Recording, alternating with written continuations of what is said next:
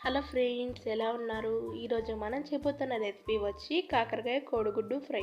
కాకరకాయ కోడిగుడ్డు ఫ్రైని ఎంతో సింపుల్ టేస్టీగా ఎలా చేయాలో చూద్దాం. ఈ కాకరకాయని చాలామంది ఇష్టపడరు.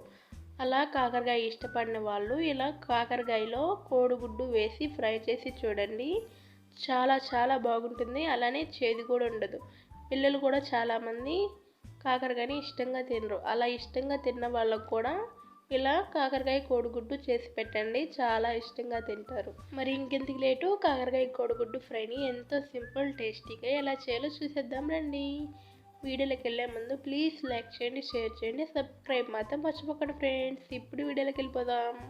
ముందుగా 1/2 కిలో కాకరకాయలు తీసుకొని ఇలా కట్ చేసి క్లీన్గా కడిగి పక్కన పెట్టుకోండి.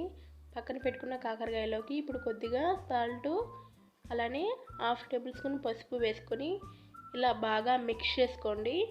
అంతా బాగా కలిసేట్టుగా బాగా మిక్స్ చేసుకోండి. ఇలా బాగా కలిసాక ఇప్పుడు ఒక 5 మినిట్స్ మూత పెట్టుకొని పక్కన ఉంచుకోండి.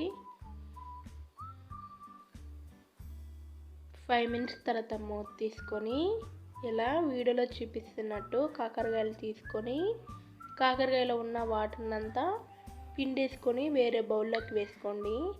వీడియోలో చూపిస్తున్నట్టు వాటర్ని అసలు ఏమీ లేకుండా ఇలా పిండేసుకోండి. ఇలా పిండేసుకోవడం వల్ల కాకరకాయలో ఉన్న చేదంతా సగాటి సగం ఆ వాటర్లోనే ఉంటుంది. చూడండి, అసలు మనం ఏమీ వాటర్ వేయలేదు. చూడండి ఎన్ని వాటర్లు వచ్చాయో. చూడండి, ఇలా పిండేసుకొని పక్కన పెట్టుకోండి. ఇప్పుడు ఒక 2 కోడిగుడ్లు కూడా తీసుకొని పక్కన పెట్టుకోండి. ఇప్పుడు స్టవ్ వెలిగించి ఒక ప్యాన్ పెట్టి 3 టేబుల్ స్పూన్ ఆయిల్ వేసుకోండి. ఆయిల్ వీటెక్కాక 1 టేబుల్ స్పూన్ ఆవాలు వేసుకోండి. ఆవాలు చిటపటాన్ని వేగాక ఒక 5-6 వెల్లుల్లిపాయని పచ్చిగా దంచి వేసుకొని వెల్లుల్లిపాయని లైట్గా ఫ్రై చేసుకోండి. వెల్లుల్లిపాయ లైట్గా ఫ్రై అయ్యాక మనం ముందుగా ఉప్పు పసుపు వేసి పిండి పెట్టుకున్న కట్ చేసి పెట్టుకున్న కాకరకాయలు వేసుకొని ఇలా మిక్స్ చేసుకోండి. ఇలా అంతా బాగా కలిసేట్టుగా మిక్స్ చేసుకోండి. ఇలా మిక్స్ చేసుకున్నాక ఒక 5 మినిట్స్ మూత పెట్టుకోండి.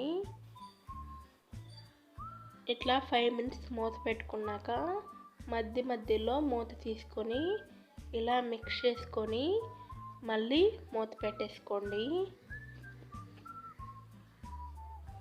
ఇప్పుడు 5 మినిట్స్ తర్వాత మూత తీసుకొని మరొకసారి మిక్స్ చేసుకోండి. అంతా బాగా కలిసేట్టుగా బాగా మిక్స్ చేసుకోండి. ఇలా బాగా మిక్స్ చేసుకున్నాక మనం ముందుగా తీసి పెట్టుకున్న కోడిగుడ్లని పగలకొట్టి వేసుకోండి. వేసుకొని మిక్స్ చేయకుండానే మూత పెట్టుకోండి. ఒక 2 మినిట్స్ మూత పెట్టుకోండి. 2 మినిట్స్ తర్వాత మూత తీసుకొని తగినంత సాల్టు, 1/2 టేబుల్ స్పూన్ పసుపు, 1 టేబుల్ స్పూన్ కారం, అలానే 1/2 టేబుల్ స్పూన్ ధనియా పొడి వేసుకొని బాగా మొత్తం కలిసేట్టుగా మిక్స్ చేసుకోండి.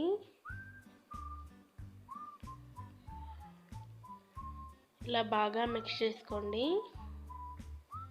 ఇలా మొత్తం కలిసాక మళ్ళీ ఒక 2 మినిట్స్ మూత పెట్టుకోండి. 2 మినిట్స్ తర్వాత మూత తీసుకొని మరొకసారి మిక్స్ చేసుకొని స్టవ్ ఆపేసుకోండి. అంతే ఫ్రెండ్స్, ఎంత సింపుల్ టేస్టీగా చేదు లేకుండా కాకరకాయ కోడిగుడ్డు ఫ్రై రెడీ. మీరు కూడా తప్పకుండా ఇలా ట్రై చేసి ఎలా ఉందో కామెంట్ చేయండి. Okay, bye bye friends.